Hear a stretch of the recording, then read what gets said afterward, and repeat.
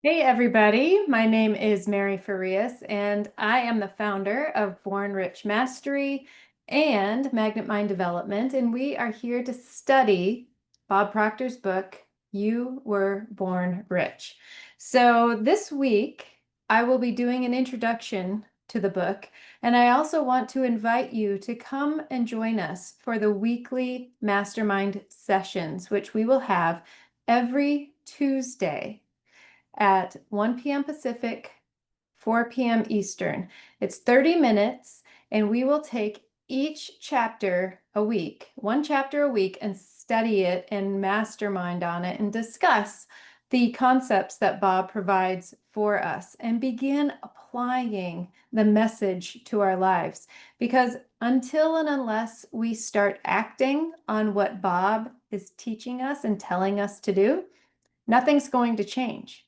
So that is the idea behind these mastermind calls, is that we want to begin applying the information, the vital information that Bob shares through his words in this powerful book.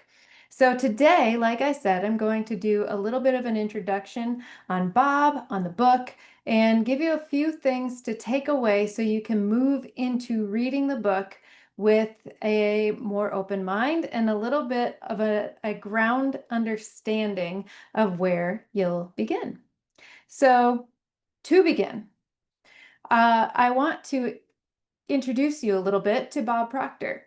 So he is my mentor, and he has studied this material, personal development material, starting with Napoleon Hill's Think and Grow Rich, for over 60 years. It's amazing how much studying he has done. And his entire mission was to convert what he learned into usable information so people could use it and apply it to their lives and live their best life. And he passed the torch on to me. So I'm excited to be sharing this information with you. I do want to remind you too that he also was someone who collected information from other authors, from other teachers. He did not originate this information because this information comes from the universal law, right? There are 7 universal laws that dictate essentially how life happens on this earth. And we also have a creative process that I'll be going through and sharing with you a little bit more in detail today. And also we have these intellectual faculties that we have at our disposal. Each one of us has these intellectual faculties that we get to really hone in on and develop and use to our greatest benefit. So I really want to start by helping you think about what your current results are in your life. So get a piece of paper, and I want you to write results at the top of the sheet of paper. And then along the right-hand column, I want you to put an H, another H under that, and a W. Now, the first H is going to stand for health. So what are your current results in your health? Are you healthy? Do you want more health? Do you have some things that you would like to enhance and make better? So write down your current results in health. And then do the same for overall happiness. How are all your relationships? How are you every single day? Do you wake up happy? Are you happy to be here? Do you have a place where you really call home? Not physically. I mean, do you feel at home in your life? Answer that question. And then wealth. Do you want more money? How do you feel about your current wealth situation? So what Bob is really asking us to do in this exercise, and actually his first mentor, uh, Raymond Stanford, gave him this exercise when they first met, back when Bob was 26 years old. And really, it's to begin thinking at a different level, to say, these are the results that I'm getting. No, I'm not happy with them, and this is what I want. It helps you get those wheels turning. If we don't start really desiring something more than what we've got, then we are going to always be where we are. We have to think bigger. We have to think outside the box. So do yourself a favor and answer those questions. Where am I in the realm of health, happiness, and wealth? Am I happy? Am I wealthy? Am I as wealthy as I want to be? Am I as healthy as I want to be? And start thinking about how you would love each of those pieces of your life to look. Now I'm going to share my screen. And I mentioned earlier that I was going to share with you the creative process. We're a triune being. We are a spiritual being gifted with an intellect, living in a physical body. And this stick person really helps us get clear on that. So if you take this top circle, which we've divided in half, and think of it as the mind, right? Look at the top half. That's the conscious mind. This is where we do all of our thinking.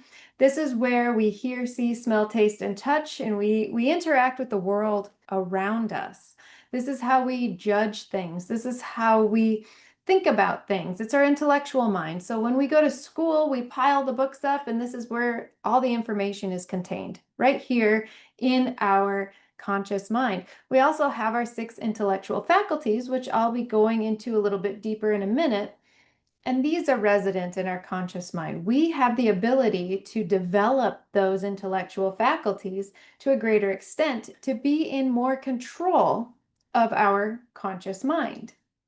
Now, the trick between our conscious mind and our subconscious mind is that the thoughts that we think the most often in our conscious mind sink into our subconscious mind and become our habitual way of thinking, feeling, acting, behaving, and the results that we get.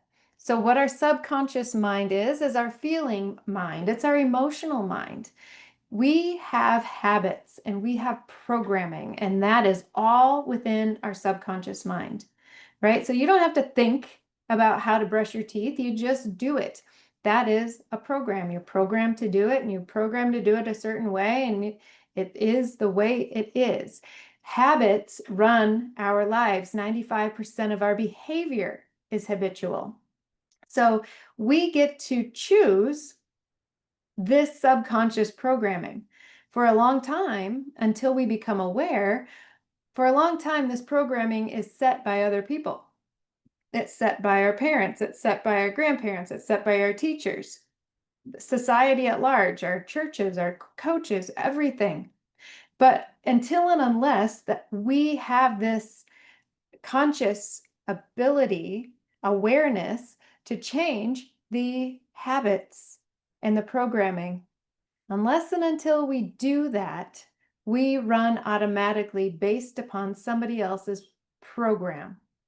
So our job here, and this is what Bob is introducing us to, our job is to create our own programming. And we can do this because we are infinite beings. We have a connection, a direct connection to infinite potential, to infinite intelligence.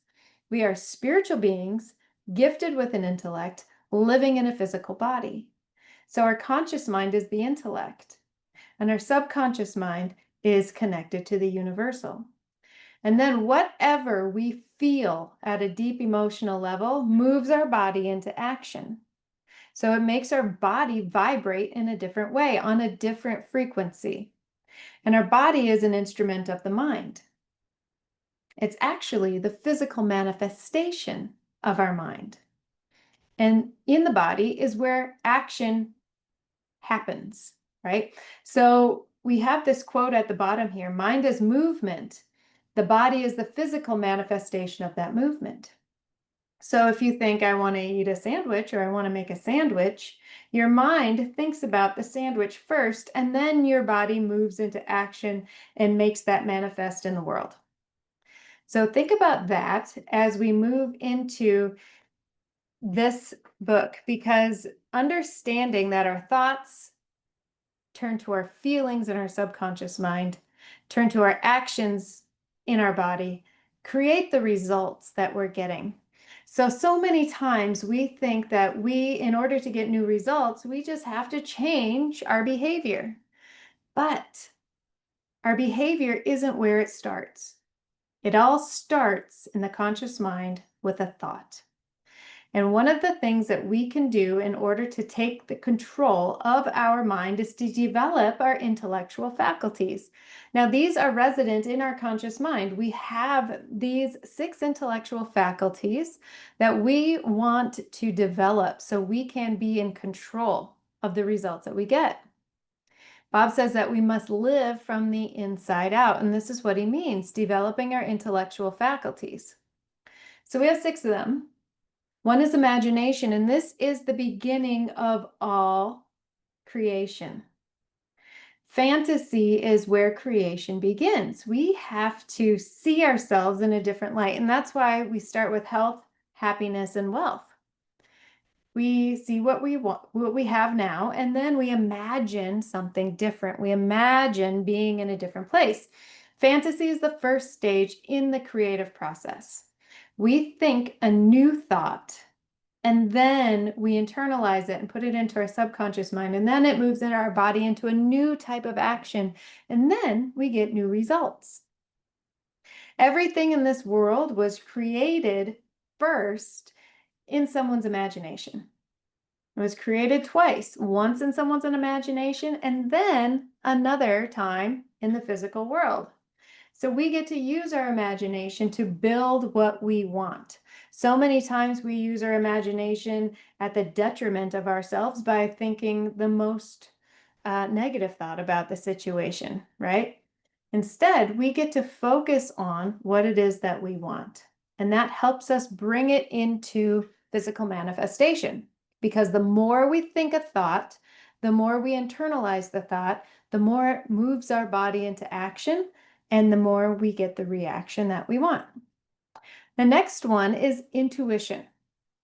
Now, sometimes, like Napoleon Hill, it is referred to as our 6th sense, but it really isn't one of our senses. It's actually how we can listen to that still, quiet voice in our mind, right? If we quiet our mind, we can connect to that still small voice and we can begin getting answers. We can sense new ideas. We can reach new thoughts. We can form better opinions, better thoughts, better everything if we listen and tune into our intuition. It's with our intuition that we pick up on the vibrations and translate them in our mind. So we pick up the vibrations all around us. Everything vibrates, right?